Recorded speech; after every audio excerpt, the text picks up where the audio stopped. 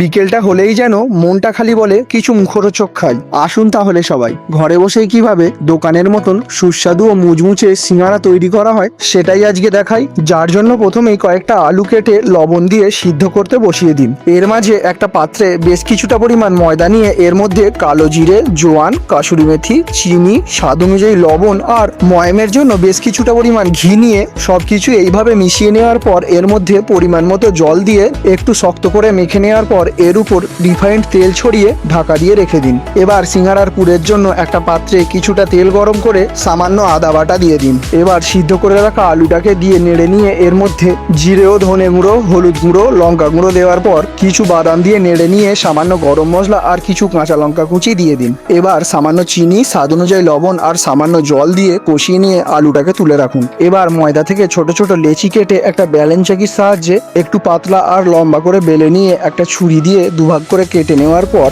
হাতের সাহায্যে খুব ধীরে সুস্থে ঠিক এইভাবে একধারে জল লাগিয়ে দিয়ে একটা ছোট খামের মতন তৈরি করে ফেলুন। এবার এর মাঝে তৈরি করে রাখা আলুর পুরটা দিয়ে ঠিক এইভাবে ফেরও জল লাগিয়ে দিয়ে সিঙ্গারার মুখটা ভালো করে চেপে বন্ধ করে দিন, যাতে সিঙ্গারা ভাজার সময় সিঙ্গারাগুলো খুলে গিয়ে আলুর পুরগুলো বেরিয়ে না পড়ে। এইভাবে সমস্ত সিঙ্গারাগুলোর মধ্যে আলুর পুরগুলো দেওয়া হয়ে গেলে মোটামুটি 15 থেকে 20 মিনিট ঢাকা দিয়ে রেখে দিন, যাতে সিঙ্গারাটা দোকানের মতন খাস্তা ও মুচমুচে হতে পারে। এবার গ্যাসের ফ্লেমটা লো রেখে একটা পাত্রে তেল গরম করে নিয়ে সিঙ্গারাগুলোকে 10 থেকে 15 মিনিট ভেজে নিলেই আপনার সুস্বাদু ও মুচমুচে পুরো দোকানের মতন সিঙ্গারা তৈরি হয়ে যাবে।